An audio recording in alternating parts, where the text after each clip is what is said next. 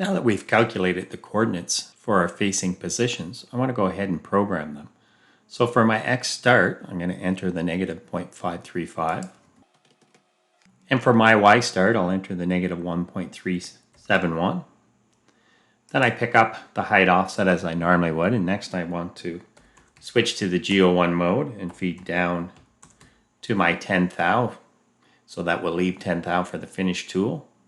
And I'll need to calculate my feed rate next. And to calculate the feed rate, I'll enter the RPM times the number of flutes times a chip per tooth of 20 thou to get 150. Because as you recall earlier when we looked in the machinery handbook, the average feed per tooth for face milling was 20 thou, so I'll go with that 20 thou recommendation to get 150 inches per minute. So I'll enter a feed of 150. And while I'm doing that, I want to point out the decimal point is critical. If you don't add the decimal point, if you just program 150, that actually equals a feed rate of 0.015 inches per minute, which would be incredibly slow.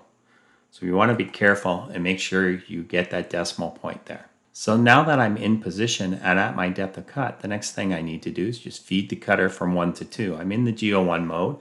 I'm at my feed rate, so I just need to program X 2.504.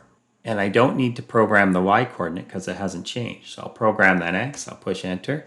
And now I need to program position 3. Now position 3, the X is the same as 2. I just need to program the new Y. So I'll enter Y minus 0.871, push enter.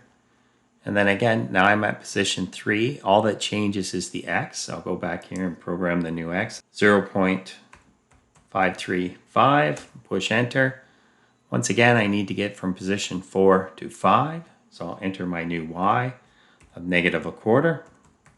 And the last thing I need to do is bring the cutter across to position 6. So I'll enter that X, which again is 2.504. And currently I'm only concerned with the facing. So to keep the simulation quicker, I'm going to enter my M30 here and I'll refresh the plot. And then I'll play it. So if we look, we see our facing passes. We'll just step through that one more time. So the tool moves into position. So 100 thou above, it's going to feed down to 10 thou above the part, feed across, up, back, and we do our zigzag toolpath, and we're done with that tool. So this will work, but it's not the best toolpath.